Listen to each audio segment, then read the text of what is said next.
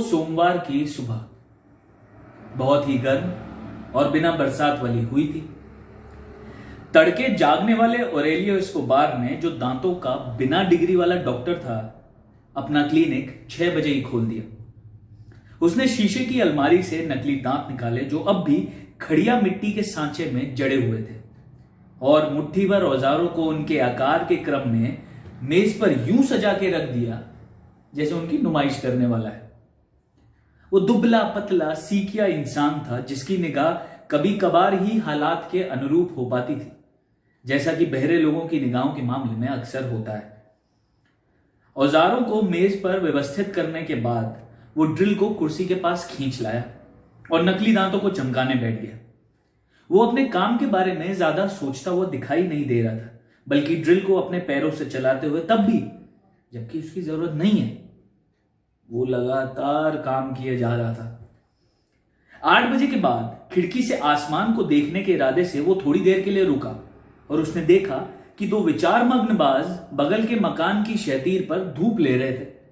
वो इस ख्याल के साथ फिर काम में जुट गया कि दोपहर के खाने के पहले फिर से बारिश होगी।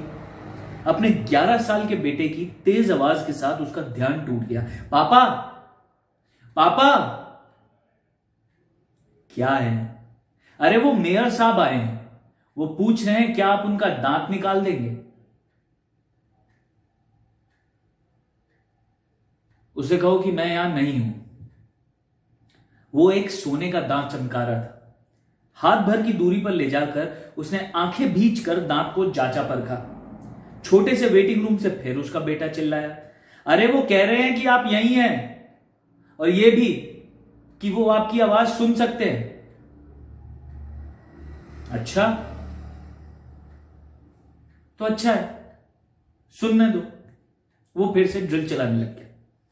उस गत्ते के डिब्बे से, जहां वो ऐसी चीजें रखता था जिन पर काम करना बाकी है, कुछ दांत निकाले और उन्हें चमकाने में जुट गया। पापा, पापा! क्या है? अरे वो कह रहे हैं कि अगर आपने उनका दांत नहीं निकाला ना तो वो आपको गोली मार देंगे।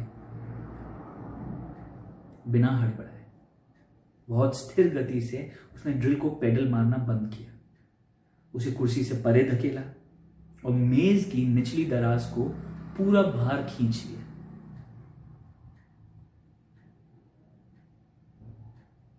उसमें एक रिवॉल्वर रखी थी। ठीक है, उसने कहा, उससे कहो कि आकर मुझे गोली मार दे। उसने कुर्सी को घुमाकर दरवाजे के सामने कर लिया।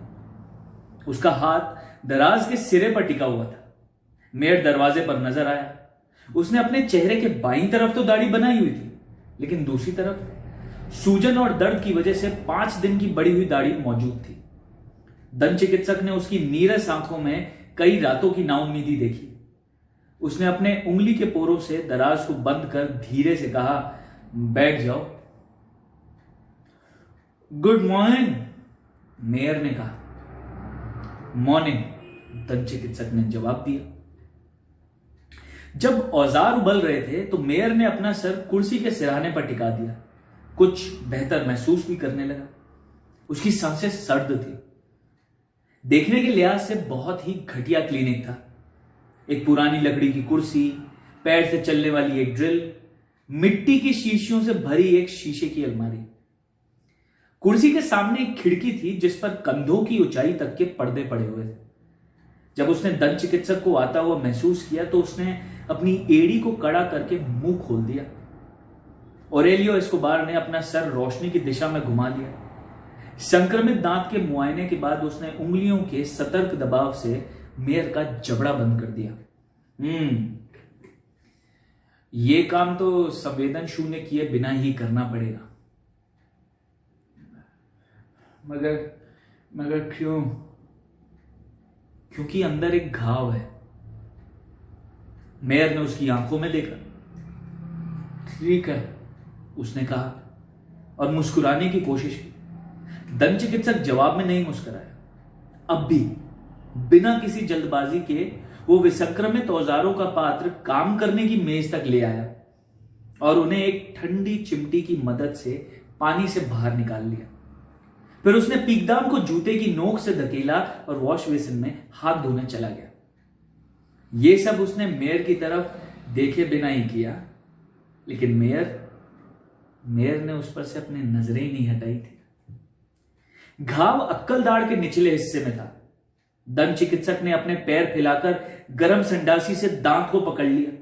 मेयर ने कुर्सी के हत्थों को मजबूती से थाम लिया, अपनी पूरी ताकत से पैरों को कड़ा कर लिया और अपने गुर्दे में एक बर्फीला खालीपन महसूस किया, मगर कोई आवाज नहीं निकाली। दंत चिकित्सक ने महज अपनी कलाई को हरकत दी, बिना किसी विद्वेष के, बल्कि एक कटु कोमलता के साथ उसने कहा, अब तुम हमारे 20 मारे गए लोगों की कीमत अदा करोगे।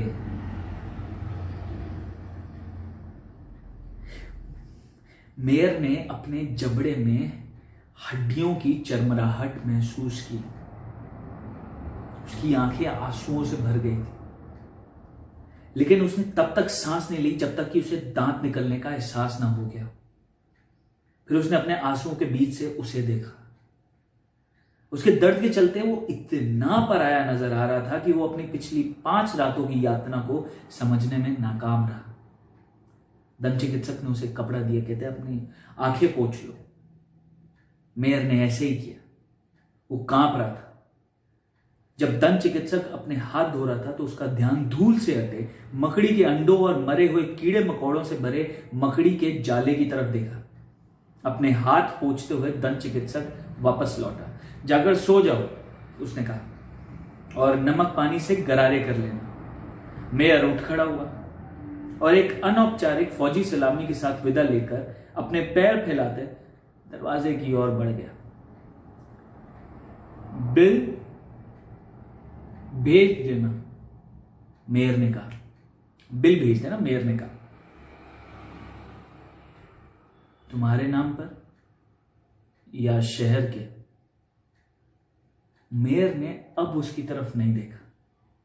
उसने दरवाजा बंद कर दिया और पर्दे के पीछे से कहा, एक ही बात है।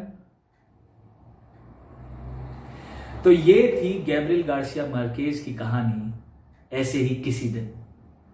शुक्रिया।